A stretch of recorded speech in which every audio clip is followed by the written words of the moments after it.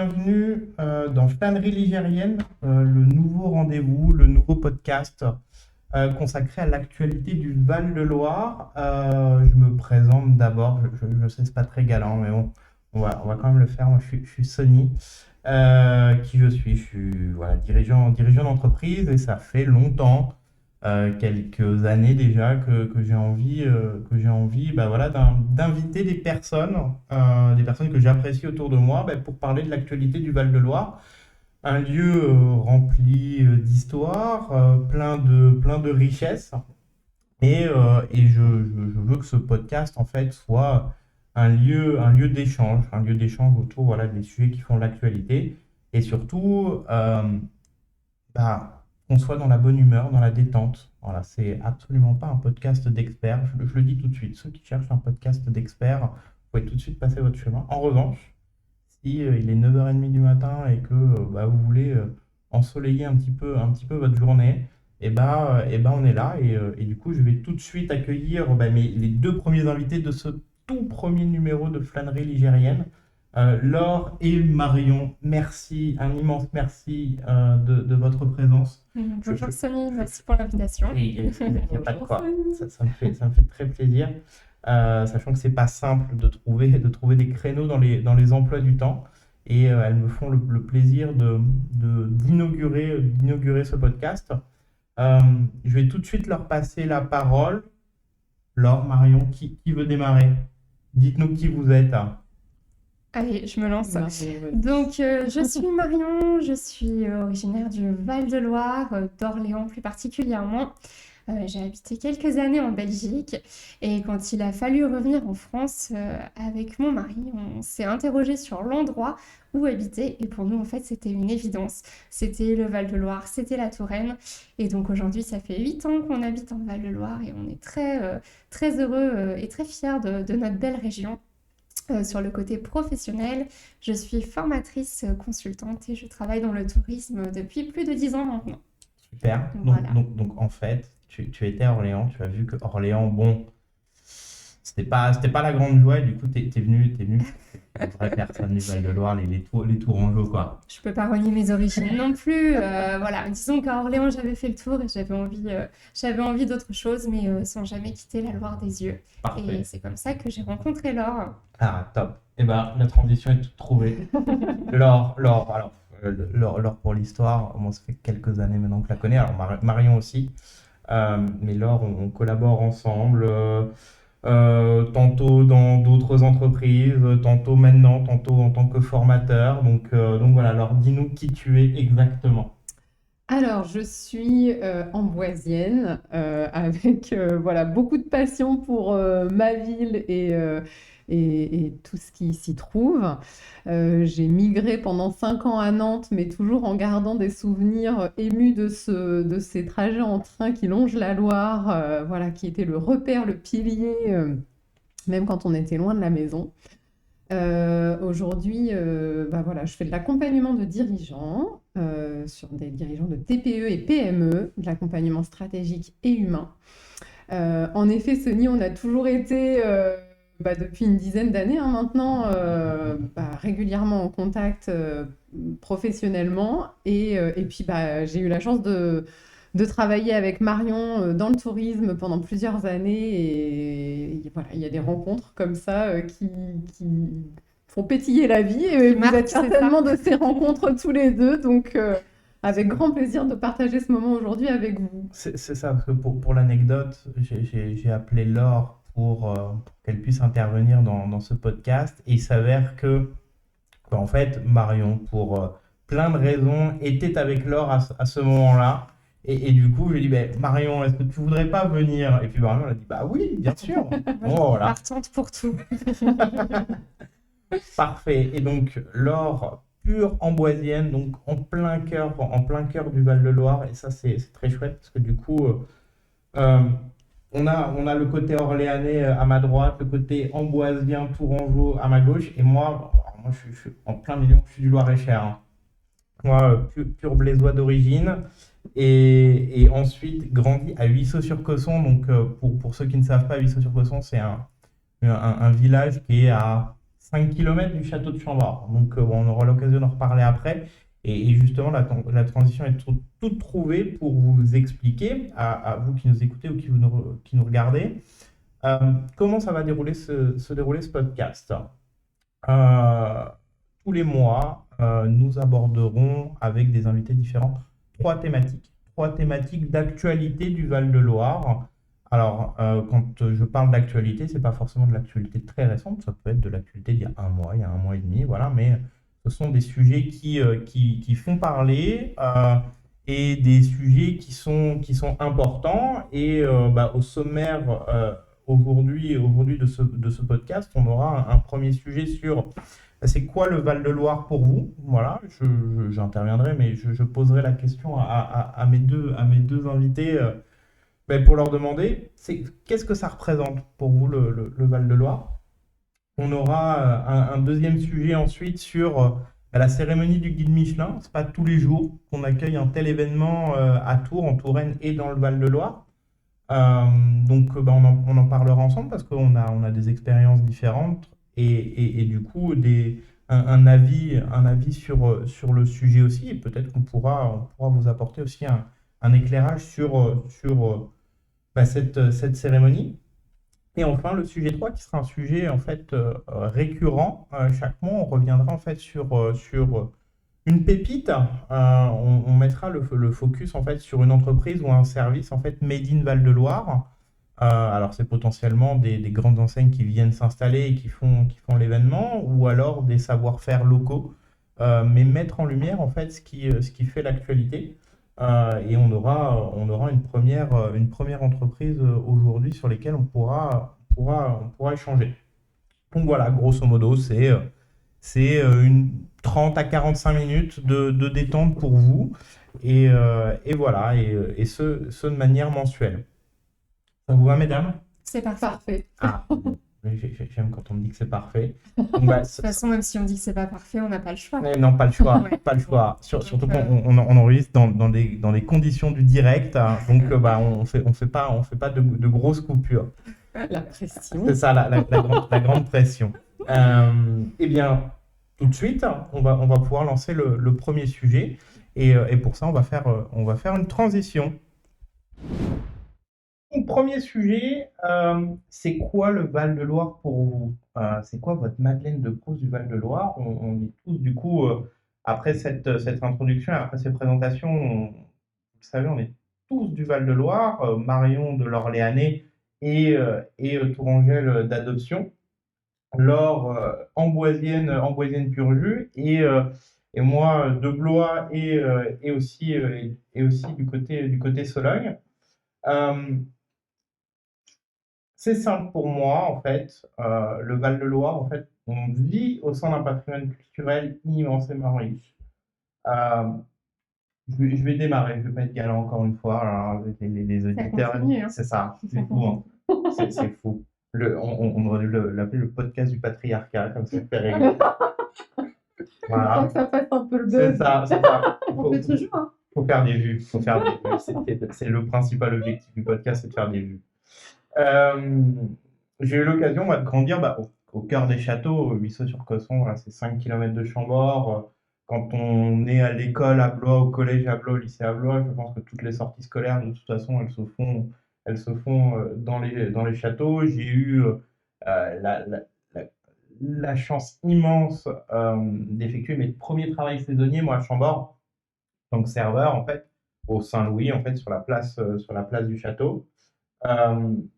Et en fait, ce qui est bizarre, c'est que pour moi, Chambord, c'est devenu un château du quotidien, en fait.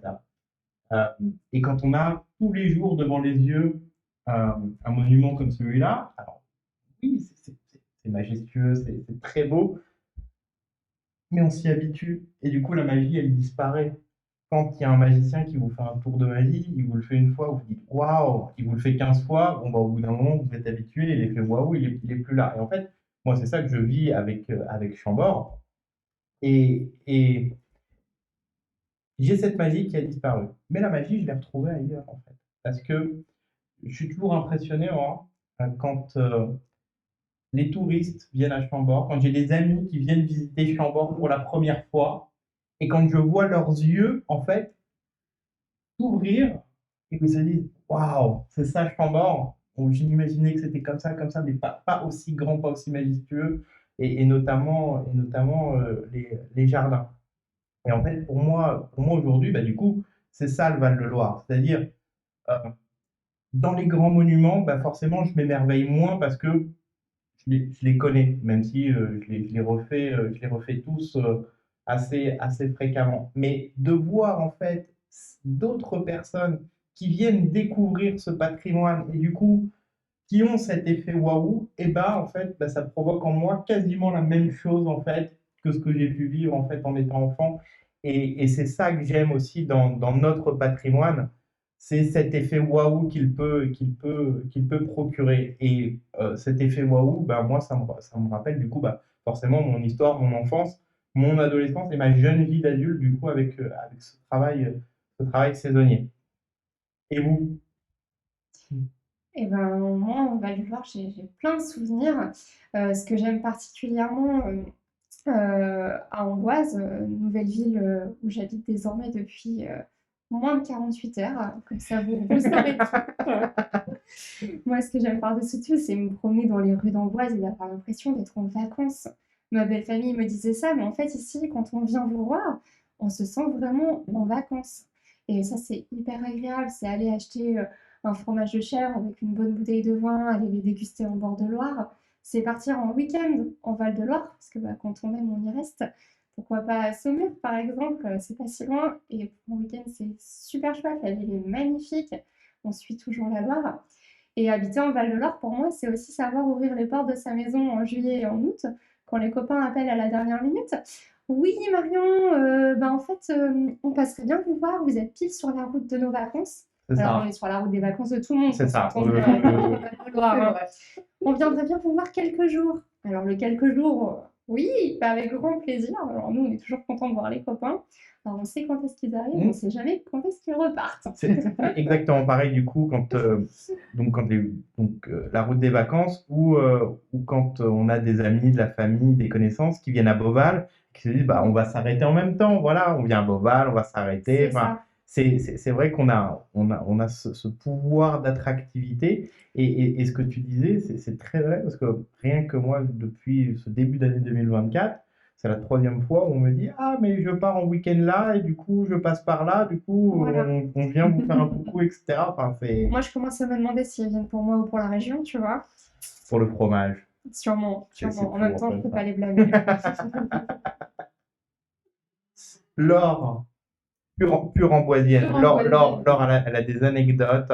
C'est Ben oui, alors pour moi, le Val-de-Loire, c'est la douceur de vivre, c'est le bien manger parce que on en parle. Enfin, j'ai la chance d'être entourée par des épicuriens. et c'est pour ça, flânerie ligérienne, c'est pas pour rien non plus. C'est justement cette balade en fait en Oui. Val-de-Loire, et une balade au long de la Loire. Ouais, et on a quand même la chance d'avoir un vivier de restaurants, qu'ils soient gastronomiques, bistronomiques, enfin voilà, pour bien manger et vraiment à tous les budgets. Donc ça, c'est extraordinaire. Si j'avais moi ma Madeleine de Proust, en fait, c'est vraiment cette arrivée quand on arrive sur Amboise, soit en venant du nord, soit en venant de Tours, et qu'on arrive et qu'on découvre le château d'Amboise. Et c'est cet effet waouh. Ah, Et qui est perché, ouais. ah oui, Ouais, ouais. sur ce rocher et de se dire, mais j'ai de la chance en fait d'habiter ici et j'ai de la chance que ce paysage-là soit mon quotidien. Donc voilà, vous mettez la Loire au milieu, les montgolfières qui décollent. Enfin, moi, j'ai un souvenir d'ailleurs commun avec toi, Sony, d'une inauguration un jeudi matin du C'est mois vrai. de juin il y a 2 ans, C'est vrai. où quand je suis descendue voilà, de la maison et je suis arrivée sur les bords de Loire, la brume enveloppait la Loire, le soleil était caché derrière et les montgolfières sortaient de la brume et c'était extraordinaire. Ouais, mais ça offre des paysages Sans la insoupçonnés. fin. Et ce que tu dis sur le château d'Amboise, moi je le dis du coup avec Chambord.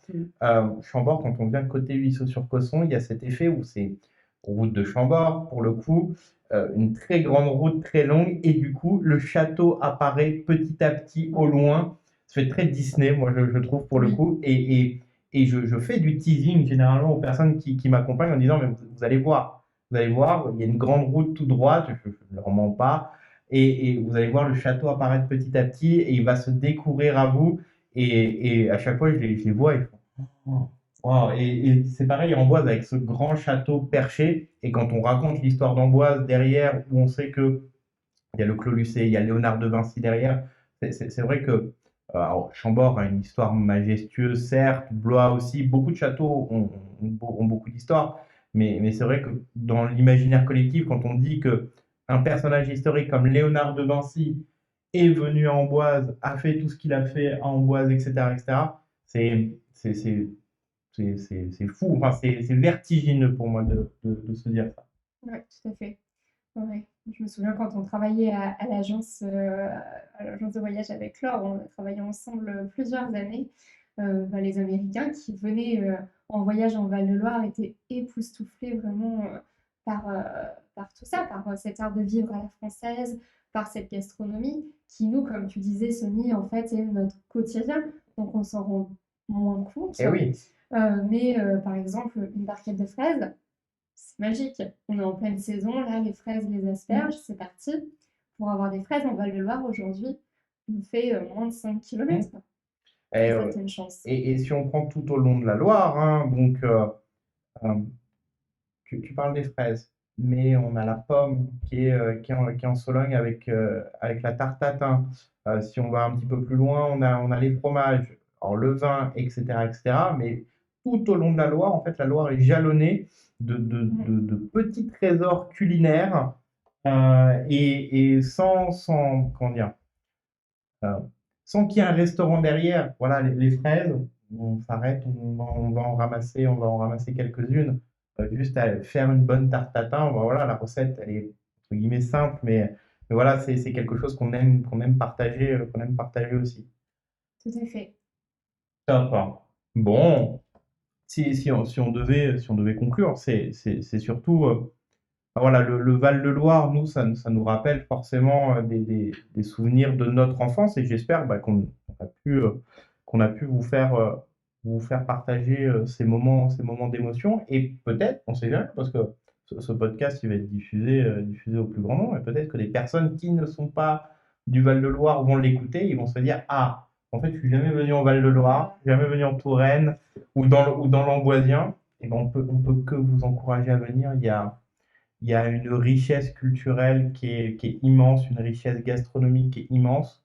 Et, et tous ceux qui ont grandi en fait parmi ce patrimoine, en fait, on a le sentiment aussi de faire partie de la grande histoire de France quand on voit tout ce qui a été fait par chez nous.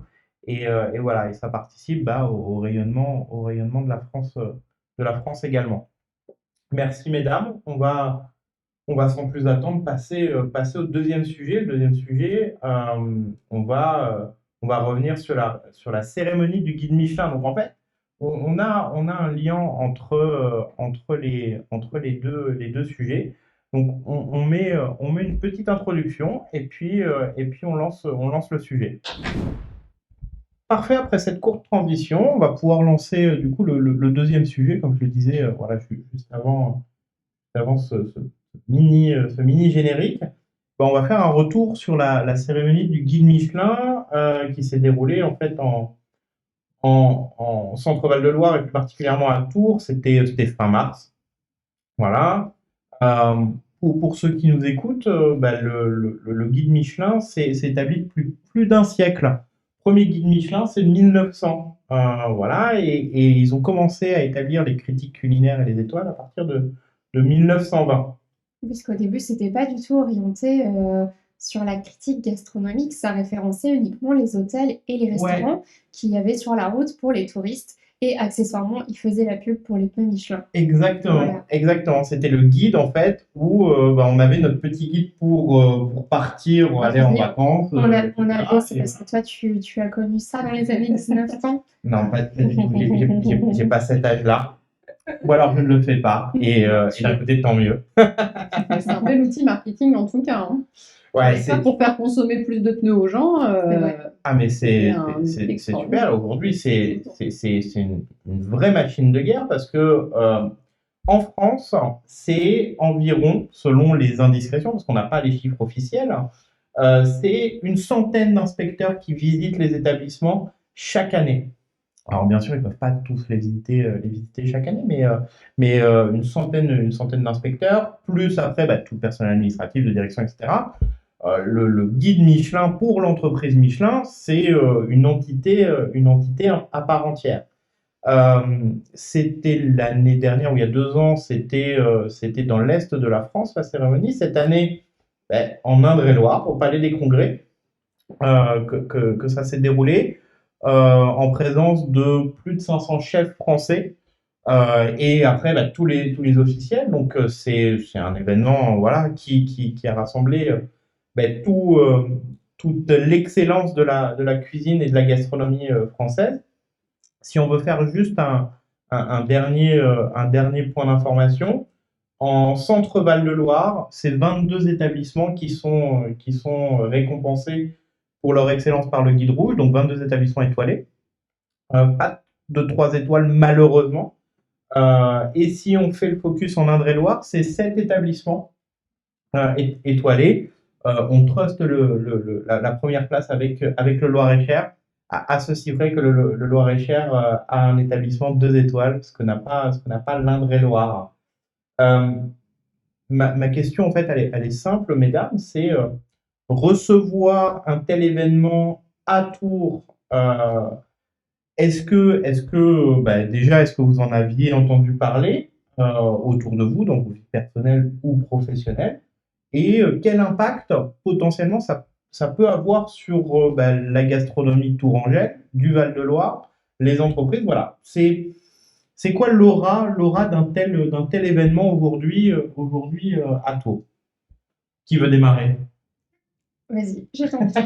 Eh bien, écoute, Sony, moi, j'en avais entendu parler par le prisme d'un de mes clients, qui est un producteur local et qui est membre du Collège culinaire de France. Donc, il a participé, entre autres, au marché qu'il y avait juste devant le Palais des Congrès à Tours avant la cérémonie. Et ça lui a vraiment permis de pouvoir créer de belles connexions avec des restaurateurs et de pouvoir faire rayonner sa marque. Donc oui, moi je trouve ça extraordinaire d'avoir pu accueillir un tel événement en Touraine, d'avoir eu voilà cette bulle de rencontre en fait et de connexion en Val-de-Loire. Et puis évidemment, c'est toujours aussi l'occasion de mettre en avant l'art de vivre en Val-de-Loire, la gastronomie du Val-de-Loire, la bistronomie du Val-de-Loire et tous les produits extraordinaires qu'on a. Enfin voilà, on parlait des fraises tout à l'heure. Le Sainte-Maure de Touraine, les rayons, enfin voilà, tous ces produits, le nougat de Tours, qui font qu'on se régale en fait. Le marché gourmand a connu un vrai engouement, et c'est vrai que, alors, personnellement, j'ai pas eu l'occasion de m'y rendre, mais les personnes qui m'ont raconté l'événement m'ont dit, mais il y avait une queue pas possible, et c'était du coup compliqué de s'y rendre. Alors c'est vrai que c'était la première édition, et peut-être, je sais pas, je lance ça comme ça, mais peut-être que les pouvoirs publics et la métropole se sont dit, voilà, on va voir ce que ça donne en mettant quelques exposants, etc. Et peut-être qu'ils ne s'attendaient pas à avoir autant de monde. Donc, c'est un appel qu'on peut faire aussi, mais doublons, triplons la surface. Quand on voit que le marché de Noël, en fait, prend une place prépondérante dans la ville de Tours, mais pourquoi pas avoir plusieurs points gourmands comme ça, en fait, à une période de l'année, justement pour mettre en avant, oui, ce savoir-faire, et surfer sur cet événement. Voilà, et avoir du coup, c'est ce que tu disais pour ton client, en fait, avoir des connexions, et du coup, toute entreprise, elle cherche après des retombées économiques, et ça c'est, je pense, en tout cas, indispensable. Il faut qu'on puisse catalyser, et ensuite se déployer. Marion, de ton côté? Voilà, moi c'était un événement où j'en ai entendu parler un peu à la dernière minute, voilà, médiatisé sur les réseaux sociaux, mais après pas plus que ça finalement. Alors je vais peu à Tours, donc c'est peut-être aussi pour ça, mais voilà, en dehors de la ville, je pense que ça aurait pu rayonner un petit peu plus. J'aurais adoré assister à cet événement en tant que spectatrice. Je comprends que voilà, ça puisse en effet intéresser beaucoup de monde et qu'on ne puisse pas faire entrer tout le monde. Néanmoins, ce serait chouette de pouvoir ouvrir ça au public, cette cérémonie qui est quand même un Graal en France, qui est reconnu dans le monde entier par les chefs. J'ai regardé l'émission en replay. Quand on voit le travail des équipes, et en fait, nous on ne le voit pas au quotidien, mais on le lit sur leur visage.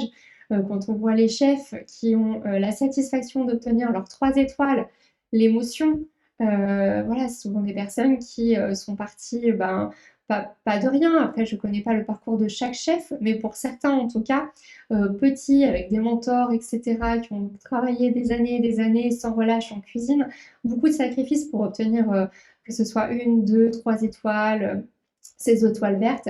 Et je trouve ça magnifique parce qu'on voit beaucoup d'humanité en fait et de solidarité dans les équipes. Et ça aussi, pour moi, ça représente la restauration française aujourd'hui, ce prestige et ce but et le goût de l'effort. Voilà, en France aujourd'hui. Je vais revenir sur un des premiers points que tu as abordé, notamment sur la communication.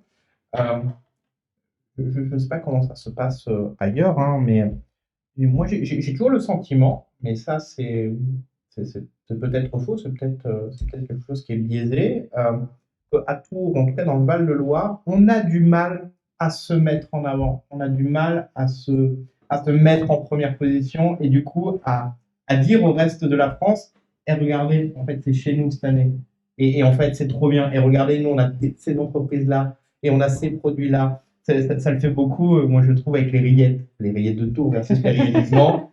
Bon, moi je sais où mon cœur balance, je sais que les rillettes de Tours sont bien meilleures, il n'y a aucun débat là-dessus, bien entendu.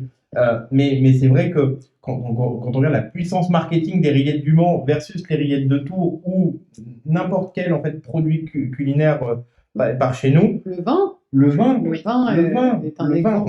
On a du mal à se dire, mais en fait non, venez chez nous, on est les meilleurs. Voilà. Non, mais de manière assez simpliste et peut-être, oui, un peu galvaudée, mais c'est de se dire, en fait, on n'a pas à rougir face au Bordelais, face à d'autres grandes régions de vin. Non, on est une grande région de vin et on l'affirme et on l'assume. Alors, ces dernières années, Tours et la métropole arrivent à mettre en place, je trouve, des plans de communication qui font venir de plus en plus de monde. Et vous qui faites partie du monde touristique, vous devez le voir parce que les saisons touristiques sont très bonnes ces dernières années, en tout cas post-Covid, elles sont très bonnes. Mais c'est vrai qu'on a toujours du mal. Et ce que tu dis du coup sur la communication de cet événement, c'est le ressenti que j'ai aussi. Pour naviguer par certaines de mes activités dans ce milieu-là, du coup, je suis alerte. Mais c'est vrai que d'autres qui sont complètement étrangères au milieu touristique, de la gastronomie, ça peut leur passer au-dessus. Et ça se trouve, ils sont sortis le dimanche pour faire une sortie dominicale avec la famille. Ils sont tombés sur le marché gourmand et ils se sont dit, mais en fait, qu'est-ce qui se passe? Voilà. Ça, c'est une première chose. Et la deuxième, ce que tu disais donc sur le public, c'est vrai que c'était au Vinci, donc en face de la gare de Tours, un très bel écrin, vraiment magnifique écrin. Mais c'est vrai qu'il y a une possibilité aussi. Alors après, c'est forcément la volonté du guide rouge, hein, peut-être de ne pas l'ouvrir au public. Mais avec toi, je me dis, c'est un événement festif. Donc, je lance un appel pour les prochains hôtes de cet événement. Mais à Tours, le Parc Expo, on aurait pu faire quelque chose de formidable en accueillant du public. Et du coup, avoir un engouement supplémentaire et peut-être avoir encore une fois cette cerise sur le gâteau de la consécration en fait de toutes ces années de travail, pour les chefs. Donc ça, je suis entièrement d'accord avec toi. Peut-être l'année prochaine, on ira ensemble. Peut-être, moi, c'est tout le mal que je nous souhaite. Hein, et peut-être qu'avec ce podcast, nous allons devenir influenceurs. Je sais qu'il y avait des influenceurs invités. Donc en fait, tout l'objet de ce podcast, c'est d'être invité à la prochaine cérémonie des guides Michelin. On compte sur vous. On compte sur vous. Plus il y a de vues, plus il y a de partage. Allez, c'est le moment promo. Il faut y aller. Comme ça, on est invité à la cérémonie du guide Michelin l'année prochaine. et on peut profiter et on peut vous dire la gastronomie du Val-de-Loire quand même, c'est quand même quelque chose. Et Bousson Bouchon, inspectrice au guide Michelin, moi je dis pas non, hein, Ah oui, honnêtement. alors ça est quelque chose de très vrai, hein, du coup. Alors avant, donc en préparant l'émission, j'ai regardé divers reportages donc, sur le guide rouge. Donc, auparavant, les inspecteurs du guide Michelin, inspecteurs et inspectrices du guide Michelin, à la fin du repas, se présentaient aux restaurateurs pour dire qui ils étaient, etc., etc. Voilà.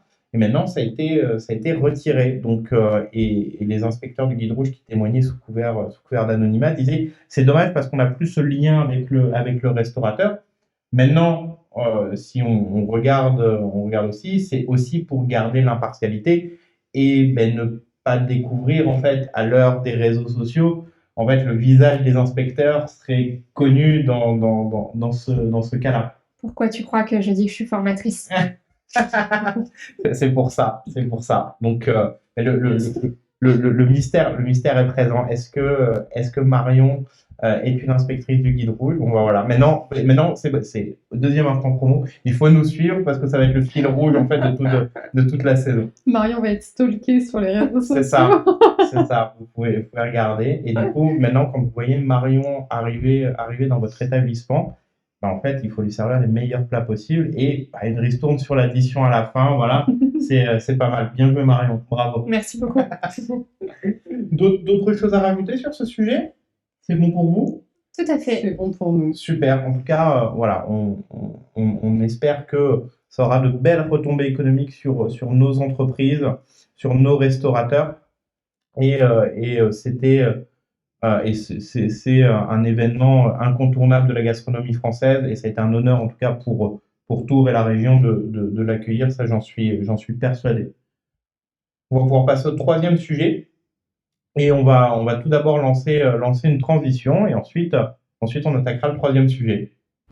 Ce que je disais en introduction, c'est tous les mois on reviendra, on fera un focus en fait sur une pépite du mois, le focus sur une entreprise ou un service made in Val-de-Loire ou qui vient de s'implanter en fait en Val-de-Loire. Et ce mois-ci, en fait, moi, j'ai envie de revenir sur Quiz Room. Quiz Room s'est implanté à Tours il y a 2 ou 3 mois de ça. C'était en tout début d'année. Et c'est vrai que avec mes activités professionnelles, je passe quasiment tous les jours devant et ça a attisé ma curiosité. Donc, Quiz Room, qu'est-ce que c'est pour ceux qui nous écoutent et pour Marion et Laure? C'est un endroit de convivialité où le concept est de vivre une émission TV de quiz entre amis de manière immersive. Donc, à la manière d'un tout le monde veut prendre sa place, les 12 coups de midi, question pour un champion, voilà. Alors, sans plagier le concept. Mais voilà, donc on est immergé dans une salle avec des buzzers entre amis et avec voilà, les écrans, la lumière qui permettent en fait d'amener cette ambiance de jeu télévisé. C'est rue Nérico des Touches à Tours, donc c'est en plein centre-ville et il faut savoir que Quiz Room, alors c'est pas une entreprise tourangelle, c'est une entreprise parisienne et aujourd'hui il y a une 50aine de Quiz Room en France, donc voilà, moi, c'est une franchise que je ne connaissais pas. Donc 50 en France depuis 2019, c'est une très belle implantation. Et donc, ils proposent 3 formules.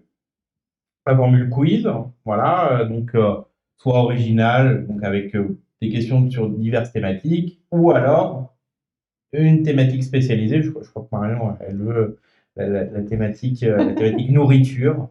Non, il s'appelle très exactement le quiz bouffe. Le quiz bouffe, voilà, le quiz bouffe. Voilà. Mais pour les nostalgiques des années 2000, il y a le quiz années 2000, etc., etc. Il y a une partie blind test aussi, donc pour les plus musicaux d'entre nous, ça c'est pour Laure. Et alors si c'est quiz musical des années 2000, moi la Rousseau, je suis au taquet. Donc prochaine émission, c'est une émission musicale. En fait, on va très vite changer le concept de flânerie ligérienne. Ce sera flânerie musicale et avec Laure directement qui qui vous fera une réinterprétation de tous les plus grands tubes de son enfance et des années 2000. Et vous n'allez pas être déçus. Voilà.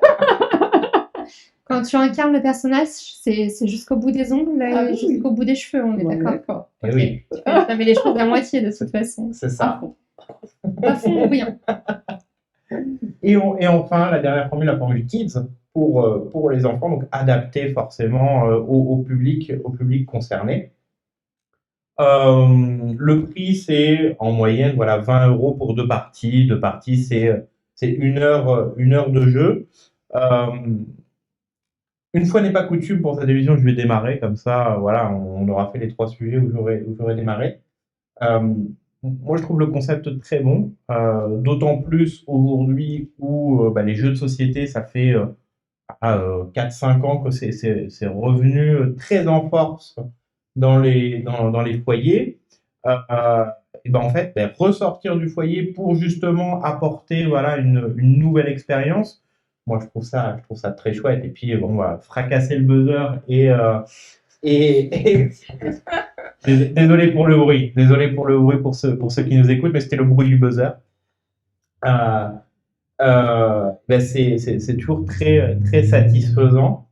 Maintenant, de mon côté, c'est vrai que j'ai été étonné de voir ça moi, en plein centre-ville. J'aurais peut-être, mais après, encore une fois, c'est vous qui allez me dire, mesdames, j'aurais peut-être plus vu ça moi, en périphérie, peut-être dans des zones d'activité commerciale, comme peuvent l'être beaucoup d'escape games. Voilà, il y a les VNB qui sont en périphérie, il y a les escape games, il y a beaucoup d'activités comme ça familiales qui sont en périphérie des villes. Et du coup, je me suis dit, pour la cible que ça cherche à atteindre, est-ce que c'est le bon positionnement? Alors, il s'avère que oui, parce que le planning est plein à craquer, mais vous allez pouvoir me dire ce que vous en pensez, mesdames. Dites-moi tout. Laure. Eh bien, écoute, moi, j'apprécie pour ce genre d'activité d'aller en ville. Pourquoi? Parce que le dernier escape game que j'ai fait, où justement, je suis allée en périphérie et dans une zone industrielle, je me suis dit, waouh, j'arrive. Alors, l'entourage, voilà, moi j'habite en Oise, j'habite à la campagne, c'est très urbain. Quand on fait l'expérience de l'escape game, c'est hyper immersif. Et par contre, on ressort et il y a encore ce gros Oui, village, je vois ce que tu veux dire. D'avoir des tôles devant nous, en fait, des tôles, des murs de tôle en ferraille devant nous, alors que quand on fait un escape game, potentiellement on s'est plongé dans les romans de Jules Verne ou dans l'espace ou dans le médiéval fantastique.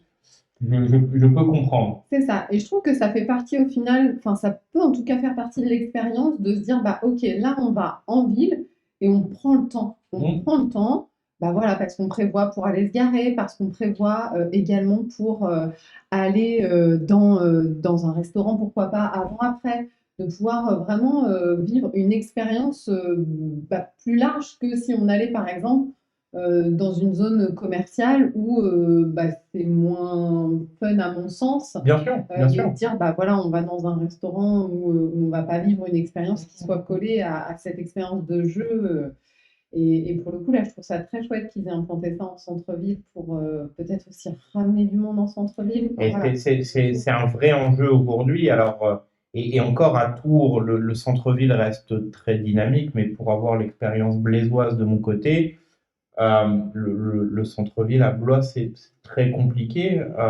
Rue du Commerce, rue Denis Papin, il y a beaucoup de magasins qui sont fermés. Donc, en effet, avoir réussi, alors je ne sais pas si c'était une volonté propre de Quiz Room ou si ça a été aussi un échange avec les pouvoirs publics pour pouvoir avoir une solution d'implantation plus facile en centre-ville. Mais c'est vrai que c'est très chouette parce que il faut continuer à alimenter le centre-ville et ramener du monde. Donc, en effet, si ça peut créer du trafic, du passage, et en plus de ça, satisfaire tout le monde, c'est d'autant plus bénéfique pour la ville et pour la région. Marion. Ouais, moi je trouve que c'est un petit peu à double tranchant. Le fait d'être en plein centre-ville, c'est très bien pour les étudiants qui ne sont pas toujours mobiles. Donc, je trouve que pour cette cible, ça s'y prête vraiment bien. Pour les personnes qui sont véhiculées et qui doivent venir en centre-ville, se pose toujours le problème du parking pour le centre-ville. Après, aujourd'hui, voilà, on sait que les mobilités douces se développent de plus en plus, le vélo, etc., selon l'endroit où l'on habite. Et c'est vrai qu'on a moins cette problématique, on va dire parking, quand on est dans des zones plutôt zones commerciales. Alors après, je trouve que le centre-ville s'y prête bien aussi, en ce sens où, une fois qu'on a fait l'escape game, on est en plein centre-ville et pas au milieu de nulle part. Il y a forcément quelque chose d'autre à aller faire, que ce soit aller boire un petit café, ou alors aller faire les magasins, ou tout simplement aller se promener en bord de Loire. Enfin, voilà. Voilà, je pense que la ville est unanime. Nous, on valide ce genre d'implantation et ce genre d'établissement et d'ouverture en tout cas. Donc on espère qu'il y en aura d'autres sur d'autres concepts. En centre-ville, on a aussi à minima un escape game, je crois, au bout du boulevard Béranger. Tout à fait. Voilà. Là, on a Quiz Room qui est là, et en fait, plus on aura d'activités, alors pour les étudiants, pour les familles, plus on attirera du monde. Voilà. Il y a tous ceux qui aiment le shopping, voilà, ils ont leur offre. Tous ceux qui veulent juste flâner, prendre un café, il y a l'offre aussi. Et ceux qui sont en recherche d'activités, en effet. Et là, oui, je vais certes à contresens de mon propos liminaire, mais c'est vrai que du coup, en centre-ville, ceux qui cherchent des activités, maintenant, entre l'escape game, entre Quiz Room, du coup, ils ont tout ce qu'il faut, en tout cas, pour pouvoir sortir et faire des activités de mémoire. Il y a aussi un établissement qui fait de la réalité virtuelle, pas loin de Place de la Résistance, à Tours.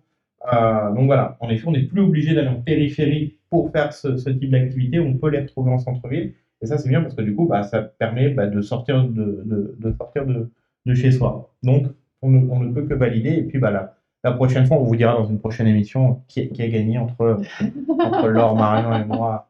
Alors, au blind test, je suis sûr que Laure nous bat tous de toute façon. Ça dépend sur quelle période. Ouais, J'ai déjà vu tes talents. Tu veux dire quand il chantait Libéré, délivré, c'est Exactement. Et Hakuna Matata. Exactement. Et c'est très bien de le dire. Voilà. On peut lancer un appel à tous les champions de blind test, et notamment sur la catégorie Disney. Aucun problème. Les autres parties un peu moins, mais sur la catégorie Disney, alors on est solide. Bon voilà, c'est déjà la fin. Le temps est vite passé au final. On espère que vous aussi, ceux qui nous avez écoutés ou regardés, voilà, le podcast sera disponible en fait sur beaucoup de plateformes, Spotify, YouTube. Merci pour votre bienveillance également. C'était le premier numéro. Beaucoup de choses sont perfectibles, beaucoup d'idées qui vont être mises en place dans les prochains podcasts. Je tiens également à remercier Marion et Laure pour leur présence aujourd'hui pour ce premier numéro. On espère que ça vous a plu. En tout cas, moi, je suis très satisfait, je suis très heureux de pouvoir lancer ce podcast. J'espère qu'il en appellera beaucoup d'autres. J'espère pouvoir vous revoir aussi très bientôt. Avec plaisir. Merci pour l'invitation. Il n'y a pas de quoi. Ça vous a plu, un dernier mot pour la fin? Votre ressenti? Mon ressenti, difficile, affreux. Moment intense, mais pas l'intensité qu'on aime. Voilà, je te taquine. Non, c'était un très chouette moment. Merci en tout cas pour cette invitation, et parler du Val-de-Loire, c'est toujours un plaisir. Top. Laure? Ouais, merci pour ce moment de partage, et puis toujours très heureuse de vous retrouver tous les deux. Et j'espère que la prochaine fois, ce sera autour d'une bonne bouteille de vin du Val-de-Loire et du fromage. Exactement. Et voilà, on garde ces derniers mots. Merci à tous en tout cas, et on vous dit à très vite pour un nouveau numéro de Flânerie Ligérienne. Merci à tous.